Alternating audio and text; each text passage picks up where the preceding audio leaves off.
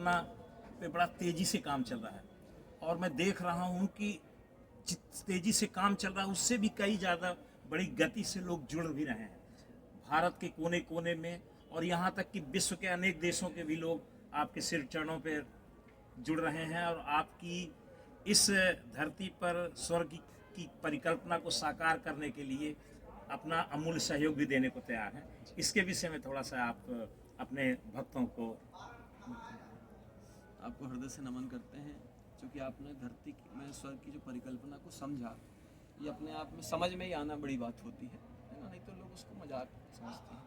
क्योंकि सबसे पहले हमसे सवाल किया गया था जब हम ज्ञान तीर्थ स्वर्गधाम विलायत कला में पहुँचे, तो बोले आप स्वर्ग की बात करते हैं तो क्या स्वर्ग बनाया जा सकता है? हमने कहा देखिए, स्वर्ग कि जो लोग भी अभी तक बात बताए हैं पुस्तकों में भी मिली है, लेकिन ऐसा कोई व्यक्ति आया नहीं है जिसने कहा हो कि मैं स्वर्ग देख के आ रहा हूँ, बहुत अच्छा। आप यहाँ बैठे, आप कल जाएंगे कहीं तो बता सकते हैं कि भैया मैं वहाँ गया था तो वहाँ पर मैंने देखा कि हाँ वहाँ पर बना तो है।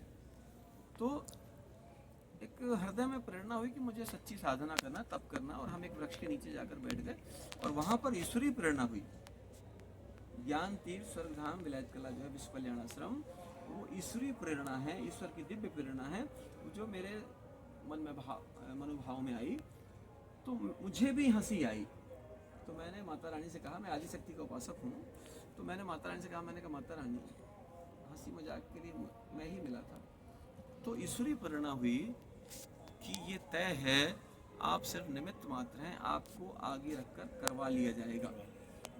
और इसके बाद फिर चूंकि हमारा ईश्वर पर बहुत विश्वास है, पूरी आस्था है, तो हमने उसके बाद फिर ध्यान नहीं दिया, क्योंकि जब बोला गया कि करवा लिया जाएगा, अब हम सब करने वाले हैं। जैसे आपको यदि ड्राइवर बोल दे आपको कि भैया आप परेशान नहीं होना, मुझे पूरा रास्ता पता है, अब आप बैठे रहो, आप सो भी जाओ तो कोई दिक्कत नहीं।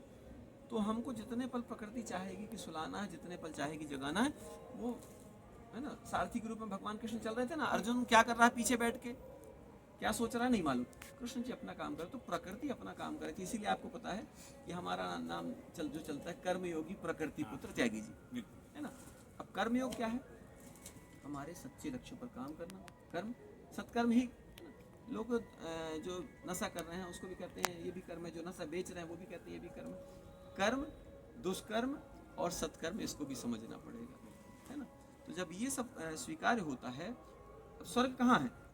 हमने ईश्वर प्रेरणा से एक रचना लिखी है ये किसके भाग्य में कौन स्वर्ग जाएगा, जो धरा के वास्ते प्राण तक लुटाएगा। तो आप हम अभी स्वर्ग में हैं, क्योंकि हम कहते हैं कि जहाँ हम जाते हैं हम तो वहीं स्वर्ग बनाते हैं, हम तो ये कहते हैं, लेकिन इस बात को स्वीकार, और हम किसी को स्वीकार करने के लिए बाध्य नहीं करते। और दिख रहा है गुरु जी, लोग जुड़ते गए, कारवा बनता गया और बन रहा है कारवा। और मैं तो कहता हूँ कि आज विश्व के क्या, भारत के कोने कोने में, विश्व के भी कई देशों में आपकी बातें social media, print media, electronic media के माध्यम से आपका जो वहाँ का कार्य लोग देख रहे हैं, वो बहुत ही अचंभित भी हो रहे हैं, और उनको विश्वास भी है कि महाराज जी के कर कमलों से ये काम बिल्कुल सजीव दिखेगा। देखिए छोटी सी बात है, जैसे आप अपने परिवार के लिए कुछ लेकर के आते हैं, और यदि उसमें से आप निकाल कर दूसरे को देते हैं तो घर के लोग नाराज होते हैं, ये तो हमारे लिए लाए थे आप। लेकिन जब आप किसी को अपने हिस्से का देते हैं, आप कितना आनंद करते हैं। स्वर्ग का यही सिस्टम है। स्वर्ग मतलब एक आनंद की बात होती है। जैसे स्वर्ग की बात आती है तो लोग समझ जाते हैं कि यहाँ कोई आनंद की बात हो रही है। आप जैसे दूसरे के लिए जीने लग जाते हैं, जैसे आप दूसरों के प्रति समर्पित हो जाते हैं, तो उस समय आप स्वर्ग में होते हैं, ठीक है ना। स्वर्ग किसी बिल्डिंग का नाम नहीं है, स्वर्ग बनाया नहीं जा सकता, स्वर्ग बना हुआ है। उसके लिए आपको प्रकृति ने बस स्थान तय कर दिया कि आप यहाँ पर जहाँ आप रहेंगे वहाँ स्वर्ग रहेंगे, है ना। आपके हृदय की जो तरंग है वो आपको स्वर्ग। अब देखिए ना, अस्थायी है महाकुंभ, पर ऐसा लगता है कि भव्य और दिव्य, ऐसा लगता है कि सीधे स्वर्ग लोग बसा, 1.5 महीने की दुनिया, हाँ स्वर्ग लोग बसा हुआ है ना। तो 1.5 महीने की दुनिया जो है स्वर्ग के जैसी दिख रही है। अभी आप 2 महीने बाद यहाँ आएंगे, पूरा जलमग्न रहेगा। तो इसलिए जो है हम, और हर व्यक्ति की जिम्मेदारी है, जैसे आपको पता है कि हम महानदी मैया का पूजन करते हैं, गंगा मैया के जैसा ही। शंकराचार्य जी से हमने प्रश्न किया कि अगर हम महानदी मैया की पूजा जो है गंगा मैया मानकर कर रहे हैं, तो ऐसा करना आपके हिसाब से कितना उचित है? तो बोले देखिए गंगा मैया तो गंगा मैया, लेकिन आप जो कर रहे हैं वो बहुत अच्छा है। अगर आप जो है अपनी माँ को तो माँ मान रहे हैं, लेकिन अगर आप दूसरे की माँ को भी अपनी माँ मान रहे हैं तो ये तो उत्तम कार्य है। तो महानदी मैया, जहाँ पर आपको पता है कि नवरात्रि में कुंभ लगता है, उसके लिए भी लोगों ने हंसी मजाक की, हमारे साथ 10-12 बच्चों ने उसकी कुंभ की शुरुआत की। पहली बार 10-12 बच्चे थे और आज वहाँ पर जो है एक वातावरण बना हुआ है। हाँ, वहाँ पर व्यवसाय नहीं होते हैं, वहाँ पर चोरियाँ नहीं होती हैं, यही थोड़ा कुंभ के हिसाब से कमी है सामाजिक दृष्टि से देखा जाए। जी जी।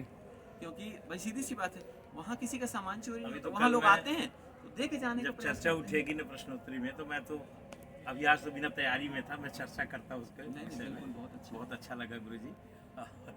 आप ऐसी जगह में तीर्थ क्षेत्र में मिले हैं कि देखिए मैं संगम क्या है?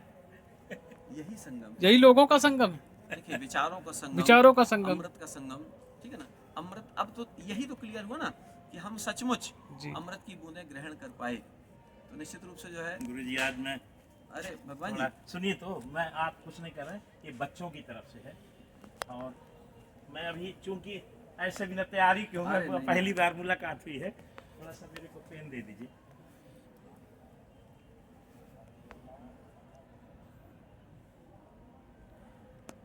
महाराज बहुत ही अच्छा लगा आपसे मिलके।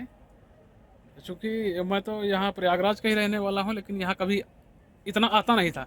आए नहाए, वो भी यही पूरे मेले में एक बार, वो भी कभी माता जी कह दी कि लेके चलना है, तब आ गए, नहला दिए, चले गए। देखिए क्या है, और इस बार इत्तेफाक देखिए कि एक मित्र मेरा था, उनकी माता जी आई थी और यहीं हाई कोर्ट में हैं, तो उनको लेके हम 14 तारीख को आए, 3:30 बजे नहाए। और मम्मी चल भी नहीं पाती हैं 1 किलोमीटर ज़्यादा, उस दिन पूरा चली, 4-5 किलोमीटर चली और नहलाए उनको, और कल फिर नहाए, अभी हो सकता है आज फिर जाके नहाएंगे। बहुत अच्छा है। देखिए अभी जो है ना ये कुंभ में डुबकी, जी हम कहते हैं 1,00,000 बार डुबकी लगा लूँ तो आपके पाप धुलने वाले नहीं हैं, जब जी। तक आपके सत्कर्म नहीं होंगे। जी ठीक है ना। आप बहुत दिन रात 24 घंटे गलत काम करेंगे और इसके बाद आप यदि कहें कि हमने कुंभ में डुबकी लगा ली, जी संसार के किसी बड़े से बड़े तीर्थ में आप चले जाइए, यदि आपने गलत काम किया है जी उसका आपको प्रायश्चित करना पड़ेगा। जी। प्रायश्चित के बाद में आप जो है उससे प्लस काम जब करेंगे, कहते हैं ना कि पाप और पुण्य की गठरी बराबर पहले- होगी। है ना, अब पुण्य की गठरी जब जी। बढ़ेगी तब कहीं जो है जी